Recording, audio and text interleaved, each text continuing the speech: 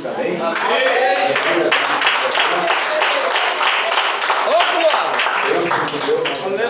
Mais uma vez, para nós transmitir a palavra de Deus para o coração. E está demorando mais um pouquinho. Eu tenho certeza que Deus não tem só uma palavra para o teu coração, mas também uma grande vitória para a tua vida, amém? Glória a Deus! Eu creio na vitória de Deus, no milagre de Deus e na palavra de Deus que nos diz: aonde estiver 2 ou 3 pessoas reunidas em meu nome, ali estarei no meio delas.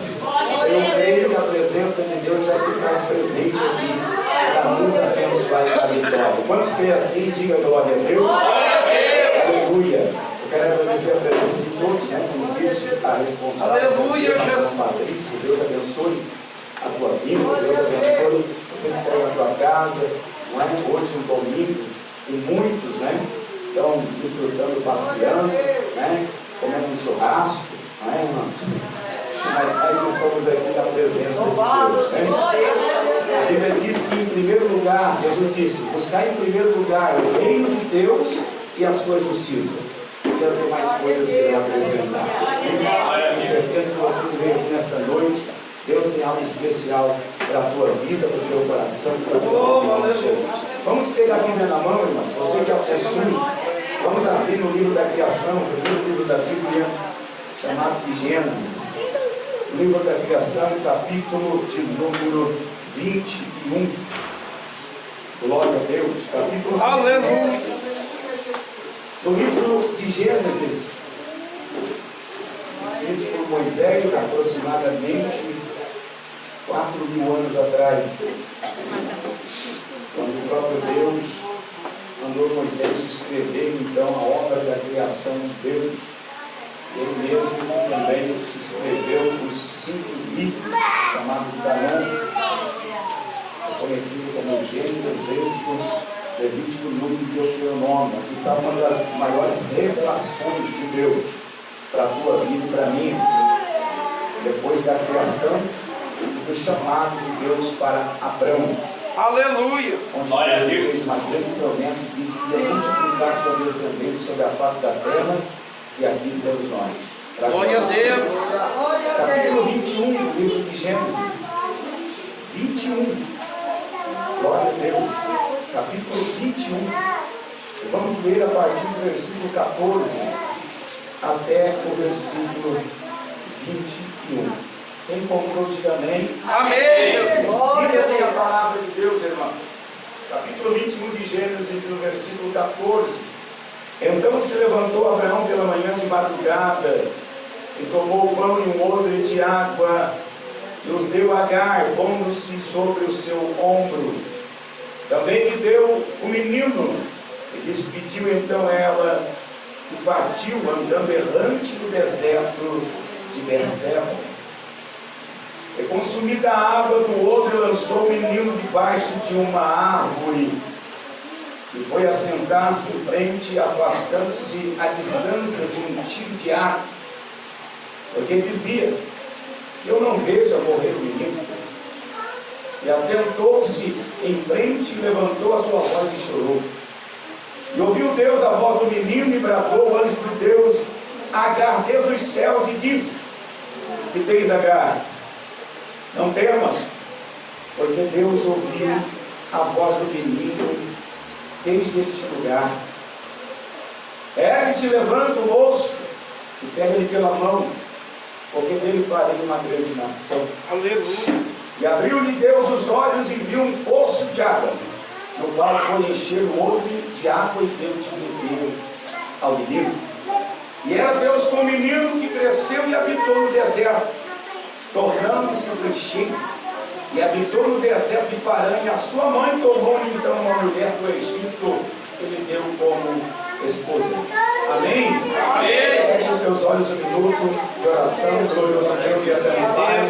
Nós te louvamos e te glorificamos pela palavra, Senhor, venha, Pai, a penetrar em cada coração, Deus, a mudar essa situação, a mudar, Senhor, nesta noite, a ouvir a tua voz, transformar coração triste, atribulados em corações, Pai, alegres e manifesta a tua glória, aleluia, protege e guarda e livra, Deus, Espírito Espírito Santo, venha, Senhor, tocar em cada vida para confirmar o milagre em nome de Jesus Cristo.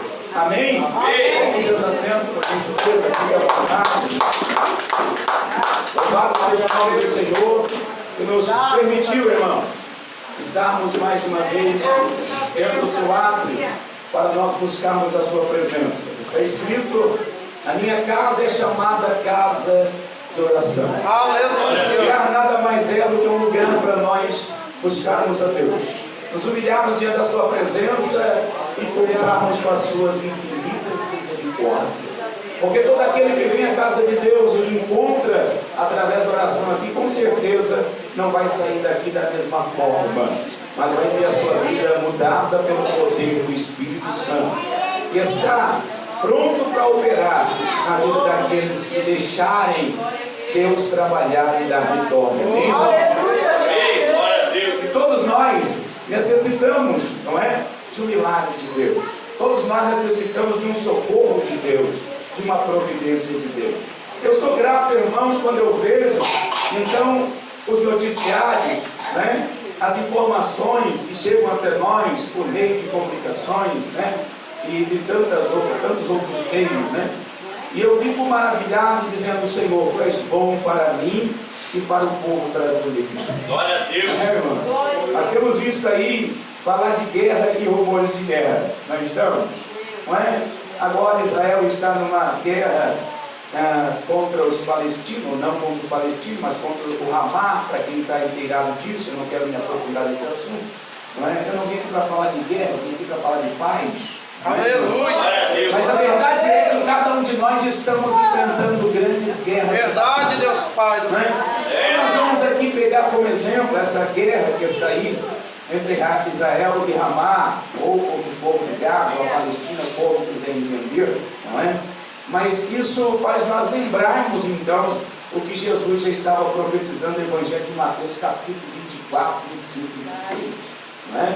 Ele disse: quando ouvirdes falar de guerra, horrores de guerra, terremoto, peste, praga, mortandade, nação contra nação, reino contra reino, filhos se levantando contra pai e irmãos contra irmãos. Ele diz: isso não é o fim, mas vocês que sabem distinguir as estações, que são quadros do ano, verão, primavera, outono e inverno, também sabem discernir estas coisas. Que não é o fim, mas é o princípio das dores. Verdade, Deus. Está pronto para vir buscar a sua igreja nas nuvens.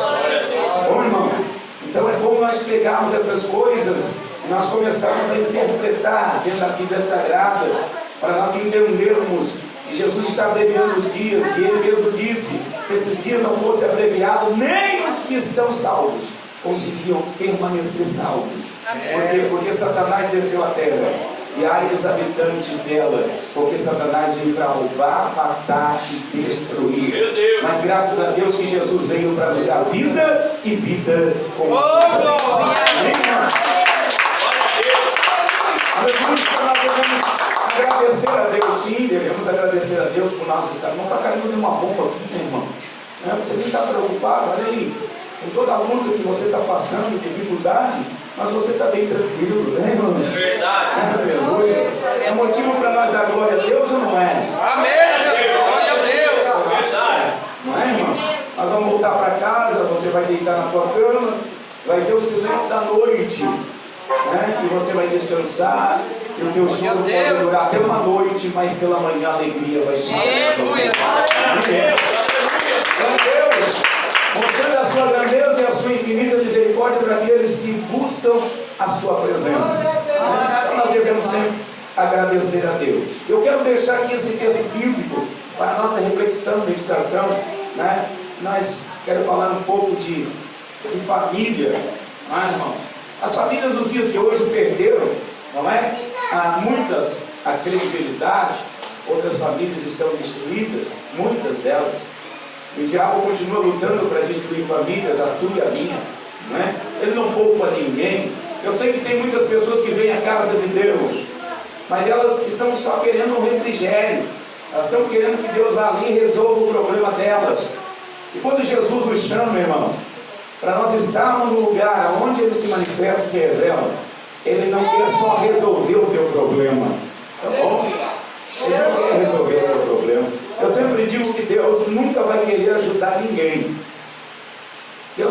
ninguém, tá bom? Porque esse negócio de ajuda é com o homem. Um homem ajuda outro homem, a mulher ajuda outra mulher. Deus não vem para ajudar, Deus vem para resolver. Aleluia! Ele resolve. Se Deus se revelar na tua vida, é para resolver o teu problema. Não é para te ajudar, é para solucionar. Tem pessoas que vêm, querem ajuda de Deus, quero que Deus me ajude no meu trabalho, na minha vida financeira, na minha vida política. Eu não quero a ajuda de Deus. Eu quero que Deus venha e se revele na minha vida, porque uma vez Deus se revelando, o meu problema vai deixar de ser problema. É verdade. Aleluia. Essa peleja, diz a Bíblia, não é nossa, essa peleja é do Senhor dos Exércitos. Então eu quero deixar aqui, porque eu vou falar um pouquinho de família nesse texto bíblico. Eu sei que, né, é bastante coisa que nós deveríamos pregarmos. Né? Eu sempre digo que todo o tempo que nos é dado é pouco, por isso que tem vários cultos, né, dentro da semana, porque a mensagem ela começa aqui no Lindomar, passa outro pregador, passa outro e nunca termina essa mensagem. Porque a palavra de Deus ela é eterna, não é? Mas eu quero deixar aqui dentro desse texto bíblico, nós estamos falando de um chamado de Deus para Abraão, ou para Abrão, assim como ele foi chamado. E eu não quero falar propriamente de Abrão, eu quero falar de Agar. Né? Para quem são amantes da Bíblia, né? E conhecem ou examinam, então Agar, nós sabemos que foi uma escrava de Sarai, a esposa de Abrão. Nós sabemos que a Bíblia, duas coisas que a Bíblia cita de Agar: uma que ela era egípcia e outra que ela era escrava. Irmãos, eu já comentei aqui no outro grupo que eu vi, eu gosto de sempre tocar, parece que eu estou tocando na mesma tecla, que nem Deus, não é, irmão? Parece que Deus fica batendo em nós sempre na mesma tecla, não é? Mas não é que Deus fica batendo na mesma tecla, é porque Deus não quer que nós nos esqueçamos da sua palavra. Aleluia! Deus não quer que você se esqueça da promessa de Deus que Deus fez, e você nem tinha forma ainda, quando você estava informe, lá no ventre da tua mãe e eu também. A Bíblia diz no livro de Jeremias, capítulo 1, a seguir, que o Senhor nos conheceu na madre e se revelou a cada um de nós, nos separou e nos ungiu lá no ventre e nos deu a nações como profetas e profetistas. Glória a Deus! Então muitos de nós, não é? E a gente chama isso um tempo de ignorância, porque eu vivi isso também, né? Então Deus olhando para muitos hoje, Ele não leva em conta o que essas pessoas estão fazendo, porque a Bíblia chama de tempo de ignorância. O que é tempo de ignorância? Tempo de ignorância é você estar vivendo sem saber que velho. É você fazer as coisas sem saber o que vai dar. Não é? Então você está ignorante a esse assunto da tua vida, não é? Porque toda ação tem uma reação. Toda palavra que eu vou falar aqui vai ter que retornar de alguma forma, não é? Seja para benéfico ou para maléfico, ela vai agir de alguma forma. É assim que funciona o mundo espiritual. Então muitos de nós não entendemos isso ainda, né? Então Deus leva em tempo da ignorância. Uma das coisas que eu aprendi, a Bíblia, aqui dentro do texto, estou falando do texto bíblico, estou falando de escravidão, estou falando de Agar, uma mulher que foi comprada por Sarai. Irmão, eu estudando história, né? Eu gosto disso, né? É bom a gente estudar. A Bíblia diz que é para nós crescer na graça e no conhecimento, tá bom? Conhecimento é que quando você estuda, quando você vai a fundo, busca alguma coisa, você quer saber, então você vai procurar saber. Isso é adquirir conhecimento, tá bom? Todo ser humano, ele pode ter isso. Só sabedoria não. Sabedoria, a Bíblia diz que quem quer sabedoria tem que pedir para Deus, tá bom? Porque só Deus pode dar sabedoria. Conhecimento você pode buscar, mas a sabedoria não. A sabedoria vem de Deus, tá bom? E eu falando de escravidão, de Agar, eu dentro da história, irmãos, eu descobri, a gente estuda, a gente ouve e a gente examina a história do Brasil. Eu creio que a maioria dos brasileiros se sabe esquecer, não é? Se sabe esquecer, porque faz tanto tempo isso, muitos brasileiros não conseguem guardar datas históricas, né, que deveria ser comemorada, mas o nosso Brasil ele gosta de criar datas festivas, né? O brasileiro é uma maravilha, ele gosta de ficar fazendo festa o ano inteiro, né? É só festa, é disso, é festa disso, é festa daquilo, e eles colocam no calendário ainda, eles colocam no nosso calendário brasileiro. E você olha no calendário lá, e daí, lá, eu olhava no calendário, é feriado de tal dia, que maravilha, não preciso trabalhar. Não é, meu? É muita data separada dentro do calendário. E é impressionante que essas datas eles fazem questão de lembrar. Mas tem datas que deveriam estar no nosso calendário e não está. Não é? Eu fico admirado porque no nosso calendário tem o dia 1º de maio. Quem sabe o que tem no dia 1º de maio aqui? Trabalhador. 1º de maio? É, mas disseram para mim também que tem uma outra coisa aí. Eu já não estou enganado. O dia da mentira, não é o dia 1º? De abril. É de abril mudou? Ou eu estou equivocado? É dia 1º de abril. Então, dia 1º de abril é o dia da misericórdia. Não dava para fazer um dia ficar melhor? Eles fazem o meu dia ficar pior, fazem um dia da mentira. Então eu vou lá e mato e digo que eu não matei. Pronto, esse dia eu estou perdoado. Então tem tantas datas dentro do nosso calendário que deveriam ser guardadas. E eles não guardam. Eu vou citar uma das datas que para mim é importante. Eu acho que não sei se é ser aqui, né? Pelo menos eu que sou uma pessoa de cor, né? Não pode ser outra coisa que eu possa dar processo aí, alguém pode processar, né? Então no dia 13 de maio, do ano de 1888, para mim é uma data que ela é digna de ser feita menção. Por quê? Porque nessa data, então a princesa do Brasil na época, a princesa Isabel, ela então fez uma lei, decretou uma lei chamada Lei Áurea. Para quem conhece a história, sabe que essa Lei Áurea libertou todos os escravos, né, que trabalhavam aqui no Brasil e eram trazidos lá da África. Tá bom? Então todo o período da escravidão, até chegar a essa data, do dia 13 de maio de 1888, era trazido para cá mais de 5 milhões de africanos. E aqui eles escravizavam essas pessoas em trabalho escravo. Irmão, hoje o trabalho escravo é uma prática que não pode ser exercida, né? Aqui, por exemplo, em Porto Alegre, eu acho que há pouco tempo descobriram que nas fazendas, então os donos estavam segurando os empregados lá, um trabalho análogo à escravidão. Deu cadeia. Por quê? Porque a princesa Isabel, nessa data, ela decretou a carta, a Lei Áurea, que eu vou chamar aqui de carta de alforria. Foi a data que foi libertado todos os escravos, mais de 5 milhões de escravos trazidos da África e desses nossos povos aqui brasileiros. E aqui, então, eles colonizavam, os poloneses, né, os poloneses, eles então traziam essas pessoas para trabalhar aqui, para começar a desmatar o Brasil, não é? E fazer então do Brasil esse lugar maravilhoso que nós estamos vivendo hoje, não é? Então, se tivesse uma data para guardar, eu pelo menos sou uma pessoa de eu dou glória a Deus, obrigado. Porque senão, quem sabe até hoje nós estaríamos trabalhando escravo.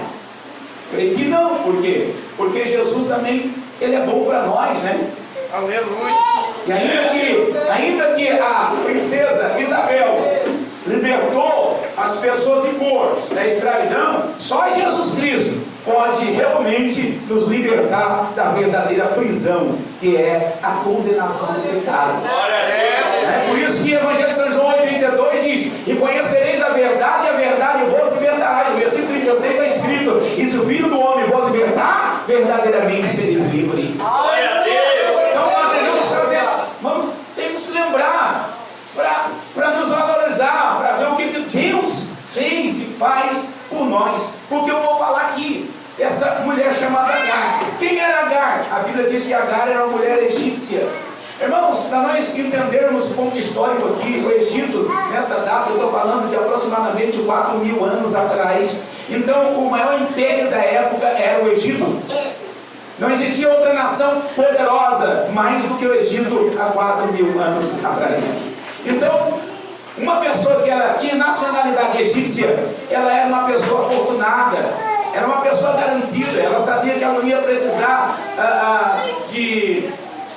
o projeto que tem hoje aí, não é? Eles chamam de aquela verba, não vou lembrar desse assunto porque não condiz, mas uma verba aí para os mais necessitados, chamada Bolsa Família.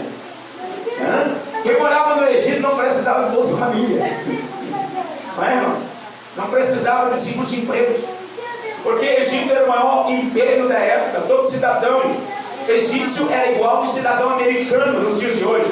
Se algum cidadão americano ficar desempregado, o governo libera uma verba para ele, e com a verba ele nem precisava trabalhar mais.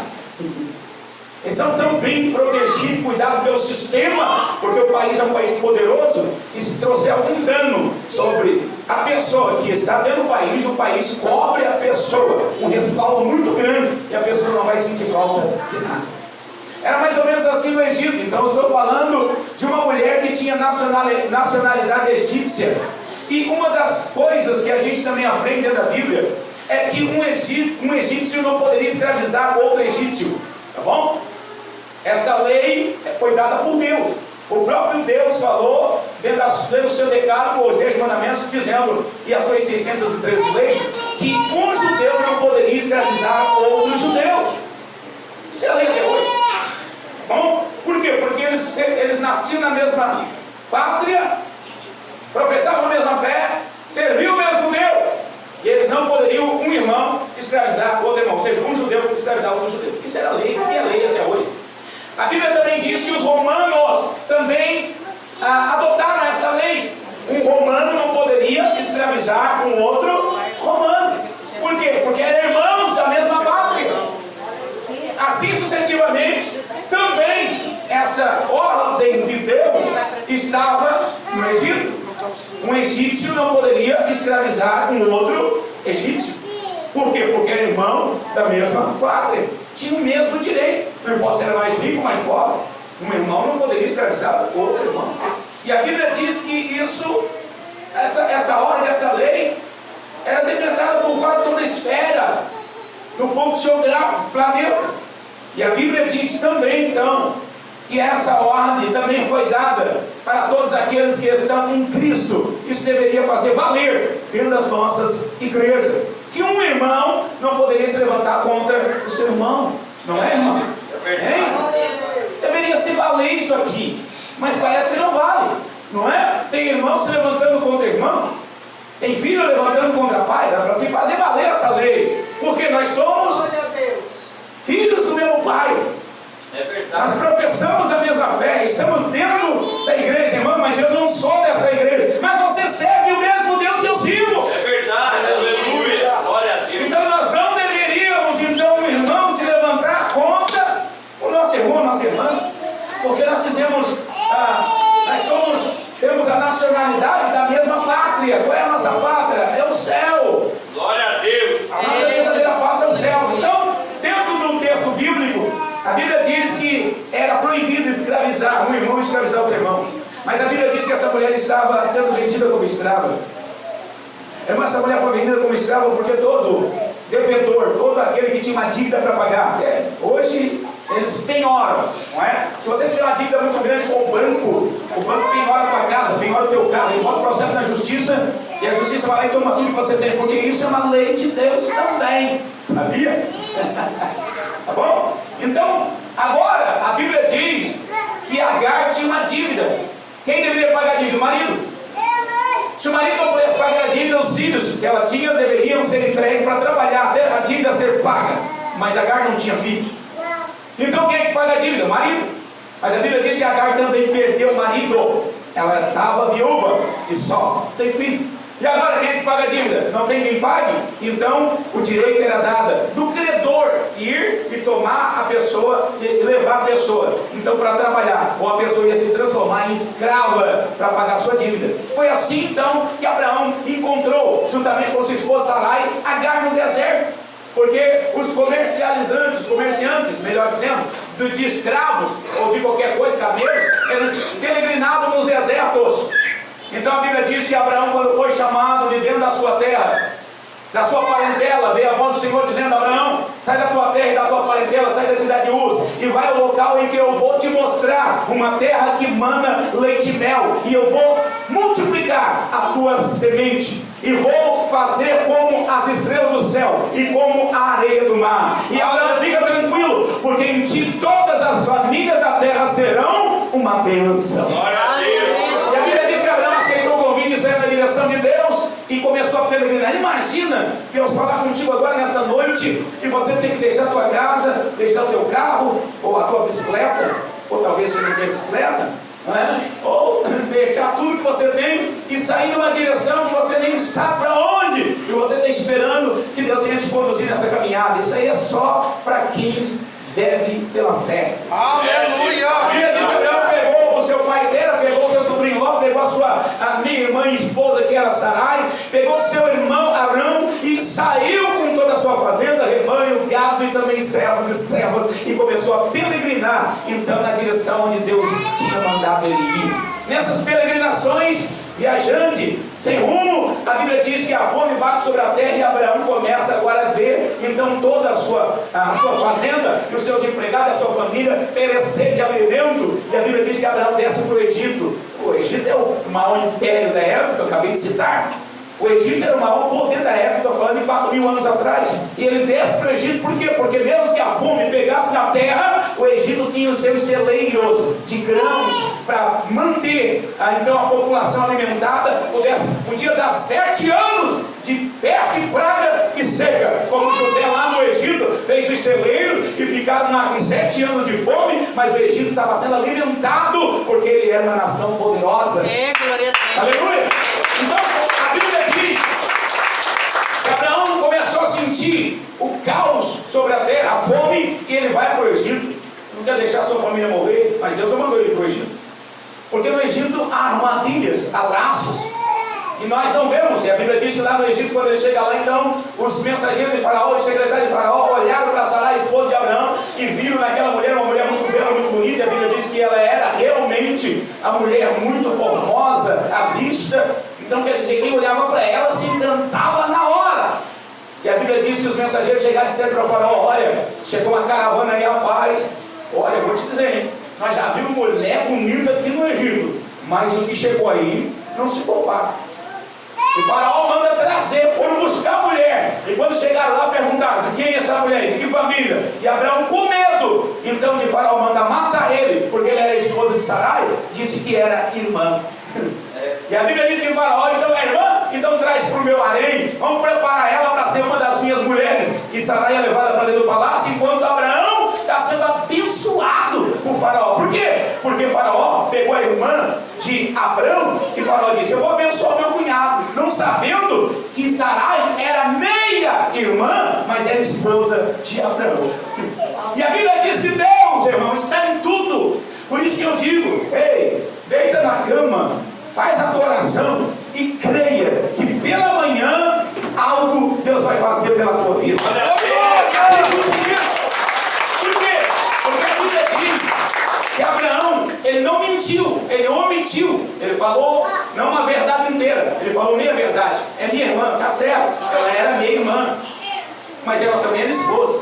Ele ocultou isso. Então a Bíblia diz que Deus olhou e viu que Faraó estava preparando Sarai para ter ela como esposa, porque nessa época eles pegavam as mulheres tinham que passar pelo ritual de purificação, ficava aproximadamente 7, 14 dias, então sendo preparado pelas concubinas até ela ser apresentada para o príncipe ou para o rei chamado Faraó da época. Então, enquanto Sarai está se preparando, Deus que está manifestando a sua glória e chamando Abraão para o abençoar, a Bíblia diz que Deus olhou e disse: espera aí que eu vou ter uma conversa com o Faraó. Entrou no sonho de Faraó e disse: olha, se tu tocar essa mulher, eu destruo tu, destruo o teu reino, o teu gado, destruo teus servos e servas, eu faço esse lugar virar ruína, porque essa mulher tem marido. Devolve ela para ele, porque ele é um profeta de